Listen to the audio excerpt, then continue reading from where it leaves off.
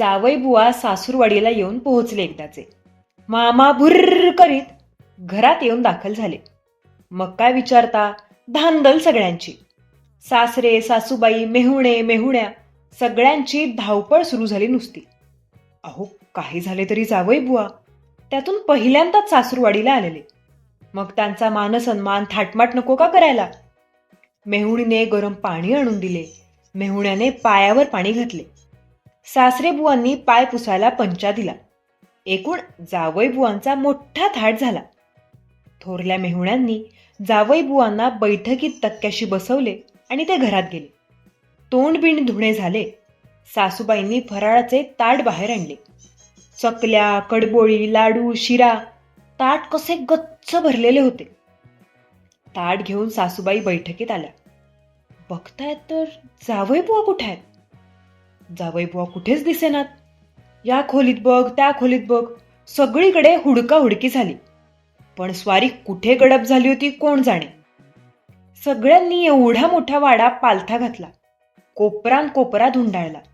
ओसरी, पडवी, माजघर, स्वयंपाकघर, फार काय एकानं तर न्हाणी घर आणि बाळंतिणीची अंधारी खोली पण धुंडाळली. धाकट्या मेहुण्याने वर माळवदावर जाऊन उंच वाढलेल्या गवतातही हात घालून पाहिला. दुसऱ्या एकाने घरातल्या धान्याच्या कणगीतही डोकावून पाहिले. पण नाही म्हणजे नाहीच. जावई बुवा कुठे कुठे दिसेनात. हा काय प्रकार झाला बुवा? काही भूताटकी बिताटकी तर नाही झाली? हे सद्गृहस्थ एकाएकी गडप झाले तरी कुठे? सगळे अगदी घाबरून गेले. जावई बुवांची बायको तर रडायच्याच बेतात आली. शेवटी म्हातारे सासरे उठले, अंगणात गेले. तिथूनच त्यांनी मोठमोठ्यांना हाका मारायला सुरुवात केली. जावई बुवा, आहो जावई बुवा. पहिल्यांदा काहीच उत्तर आले नाही.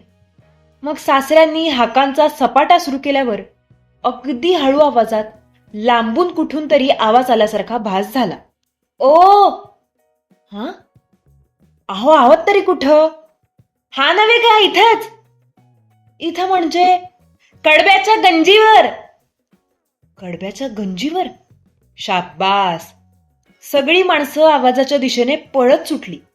अंगणातल्या बाजूच्या एका खोलीत गुरांसाठी मोठीच्या मोठी गंजी रचलेली होती. तिकडूनच आवाज येत होता नक्की.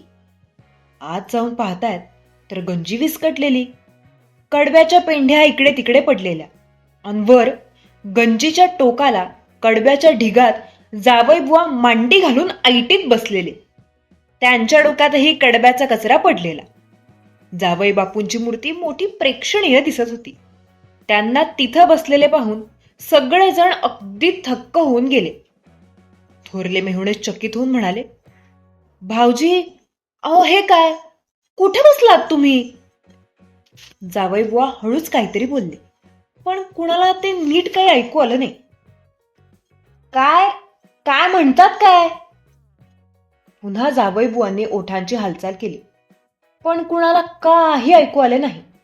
सगळ्यांनी ओरडून ओरडून विचारले, पण जावई बुवांचा शब्दही कुणाला कळेना. जावई बुवांची बायको अगदी शरमून गेली. रागीट चेहरा करून ती म्हणाली, काय बोलतात ते ऐकू येत नाही धडमेलं. अहो मोठ्यांदा बोला की, असं काय करताय? अहो. यावर ओ करून जावई बुवांनी एवढ्या मोठ्यांदी आरोळी ठोकली की सगळ्यांच्या एकदम कांठाळच बसल्या. ओ. काही जणांनी तर कानात बोटेच घातली. हे काय चाललंय वेड्यासारखं? जावई बुवा मान हलवून बोलले, वेड्यासारखं नाही हं. आमचे दादा म्हणालेत की हळू बोलावं, म्हणून हळू बोललो. हा हा हा, दिवे ओवाळा दिवे. बायको ठसक्यात बोलली. इथं आणून दे म्हणजे ओवाळतो. पण कुणाला ओवाळायचं ते नाही सांगितलंस.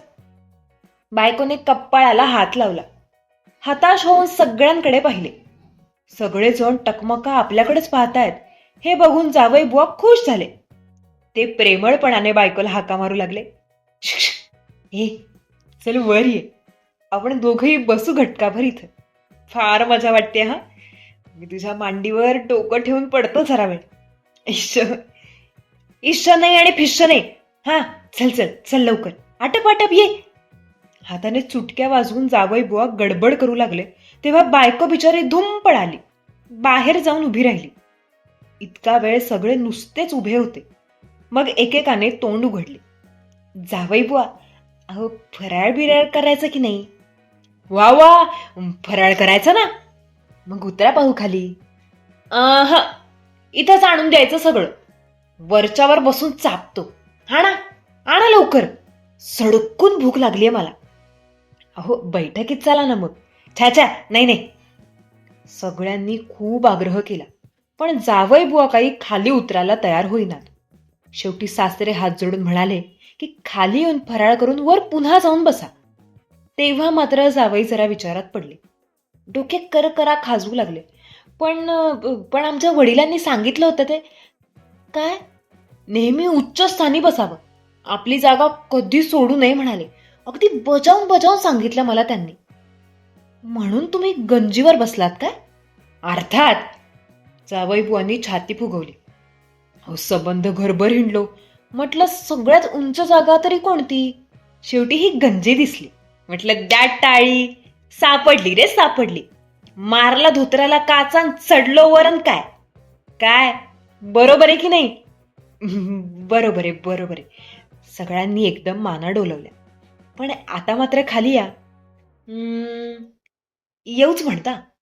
या या, नाही म्हणू नका. पण खाली कसा उतरू? जावई बुवांनी खाली एकदा डोकावून पाहिले आणि डोळे विस्फारले. का हो? मला चढता येतो पण उतरताच येत नाही. हा लहानपणापासून माझा हाच घोटाळा होतो बुवा. लहानपणी की नाही मी माकडासारखा चढायचो झाडावर, सर सर सर. पटकन फांदीवर जाऊन बसायचो कुठल्याही. भारी जम्मत. मेहुणा ओरडला. मग त्यावेळी खाली कसं येत होता? त्यावेळी मी खिशात कुऱ्हाडीचं पातच घेऊन जायचो. खेळ संपला रे संपला की झाडाची लहानशी फांदी तोडायची आणि कुऱ्हाडीला दांडा ठोकायचा. मग याच कुऱ्हाडीनं आपण बसलेली फांदी कच्चाकच तोडायची. तास अर्ध्या तासात काड दिशी फांदी मोडायची की धाप दिशी खाली यायचो मी. फार मजा बुवा. हा हा. जावई बुवा मोठमोठ्यांदा हसू लागले. कसं यायचं सांगू?